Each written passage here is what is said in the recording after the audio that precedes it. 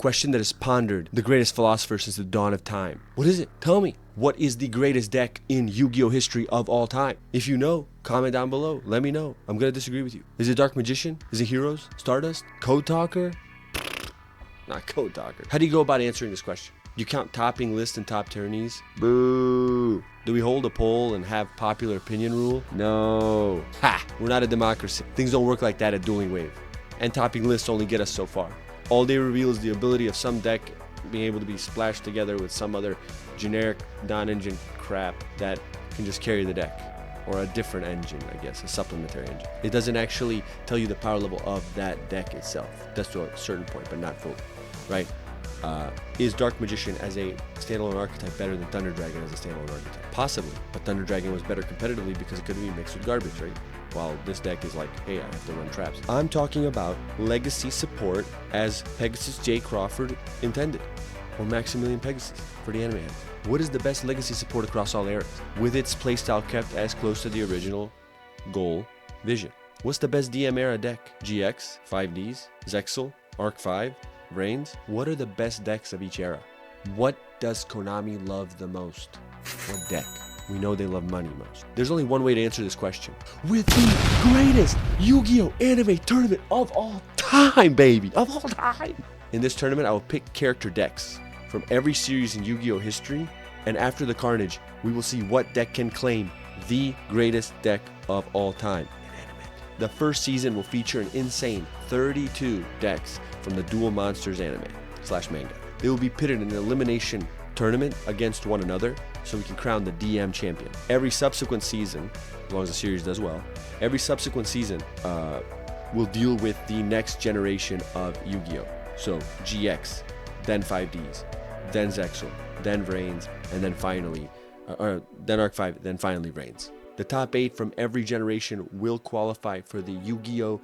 Era's Cup, giving us 48 decks with another 16 wildcards that will be thrown in to give us a top 64 that will be pitted in an all-out elimination tournament to decide the best Yu-Gi-Oh deck ever. But that comes later. That's in the future. If you want to see these results and if you want to see this series, make sure to subscribe because you do not want to miss out on this sick series. This is the greatest anime tournament in Yu-Gi-Oh YouTube history, baby. Make sure you support the series by liking and commenting this video and every video that I post for the tournament and other subsequent videos so that I know I should continue the series. Now, how will these decks look?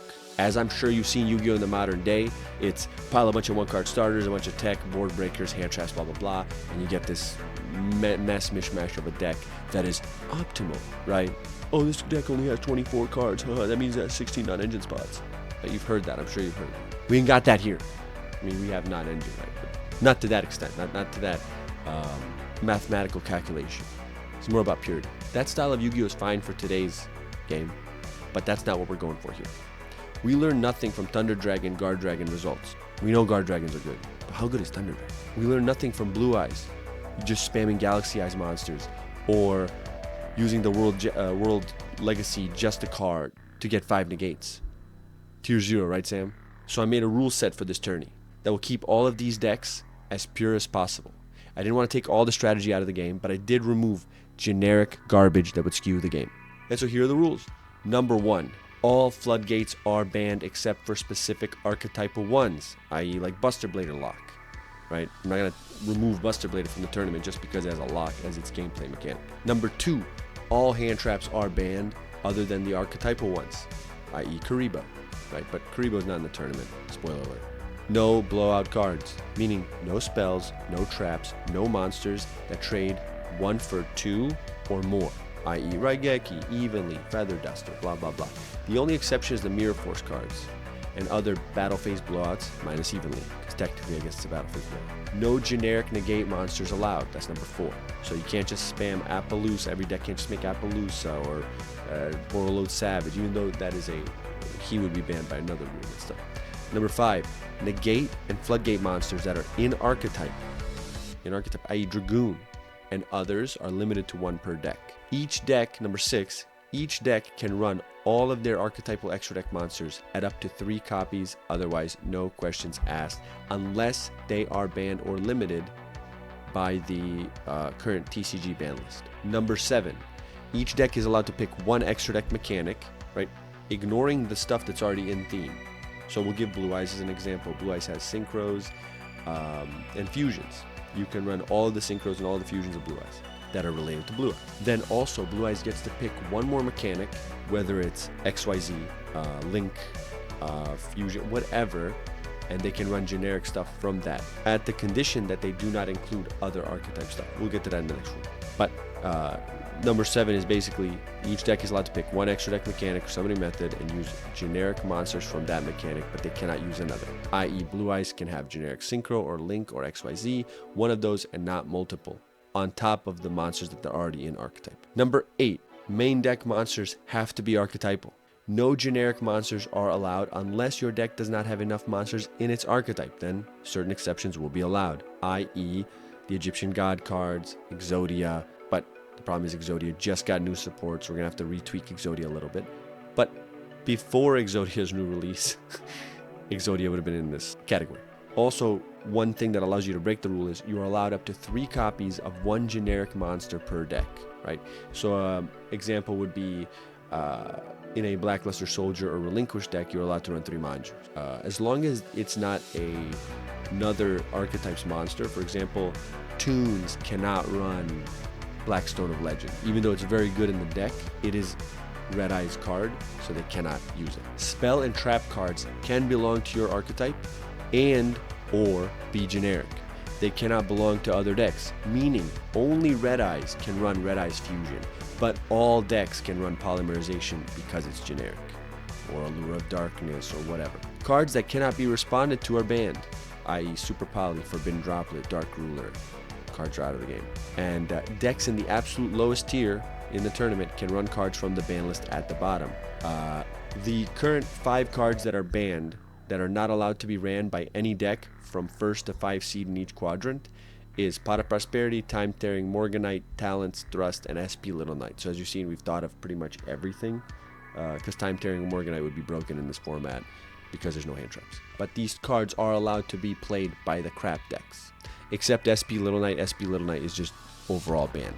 These rules, although strict, will ensure that the archetype in question is tested and not some generic engine that can be splashed in and this and that does all the work. This is a test of the actual legacy support and anime deck power level. I hope you guys are prepared, because I will release a match every Friday starting February the 16th, starting with the DM tournament. The decks that qualified for the DM 32 are as follows. The tournament's been divided into 4 separate quadrants, all named after the first seed in each quadrant. So, in the first quadrant, called the Kaiba quadrant, we have the first seed, the Blue Eyes White Dragon deck. The second seed in the Kaiba quadrant is a Thames Chimera deck. The third seed is the Flame Swordsman, Joey's deck. The fourth seed is Pegasus's Toon deck. The fifth is Schroeder's Valkyries. The sixth is Amazon, Mai. And the seventh is Little Yugi's Gadgets. And the eighth is Bandit Keith's America deck. In the second quadrant, the Yugi quadrant, we got the 1 seed, the Dark Magician, a 10. We got the 2 seed, ABC, Kaiba. We got the 3 seed, Gate Guardian, Paradox Brothers. We got the 4th seed, the Cubics, Diva. 5th seed, Golden Castle Stromberg deck, Leon. The 6th seed, Slifer the Sky Dragon, Atem again. 7th seed, the Poker Knights, Atem again. And 8, Bakura's Dark Necrofear. The third quadrant is the Joey quadrant, with the first seed being Joey's Red Eyes Black Dragon deck. The second seed will be Meiko Tsunami's Umi deck. The third seed will be Merrick's Winged Dragon of Ra deck. The fourth seed will be Atem's Blackluster Soldier deck. The fifth seed will be Yugi's Magnet deck, or I guess that's Atem's. I guess it's both, but probably more Atem's. The sixth is Kaiba's Obelisk. I guess Yugi's Obelisk, because it's going to be using Poker Knights. Whatever, you understand. The seventh will be Esperoba's Jinzo, not Joey's. Esperoba's Jinzo, because he's literally on the cards. And eighth seed will be Weevil Underwood's Insect deck. And then finally, last but not least, the fourth quadrant.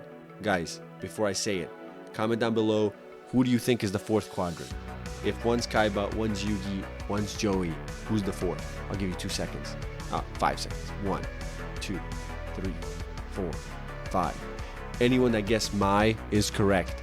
First seed, Mai's Harpy Ladies. Second seed, Kaiba's Thunder Dragon. Third seed, Yugi's Gandora, the Sarcophagus of Light deck. Fourth seed, Yami's Buster Blader, or Yugi's Buster Blader. Some of these are very close. It's 2 dudes in one body. It's hard to tell who's using what. The 5th seed is Shizu's Mill Graveyard deck. One of the only decks that actually will not be following the TCG ban list. The 6th seed, Gaia the Fierce Knight, a Thames deck. The 7th seed, Exodia, Grandpa Solomon, and I forget what his name in the manga is, but Solomon, I think, in anime. And 8th seed, Pegasus's Relinquished Thousand Eyes Restrict deck. I hope you guys are excited as I am. This is going to be an awesome journey to find out the GOAT anime Yu-Gi-Oh deck. If you're excited, let me know down below who you think will win this tournament. What deck? And don't forget to share this video with the Yu-Gi heads in your life so that they can enjoy this great series too. So that we can get this out there, raise its popularity, and then make this series the best it could possibly be. Thanks for tuning in, and be ready for the fireworks to explode on the 16th. And also, before I forget, these tournament videos will be going up every Friday, every week, like clockwork, around noon, about 12:15. So tune in, check it out, love it tenderly, please. And yeah, let's see where this goes. See ya!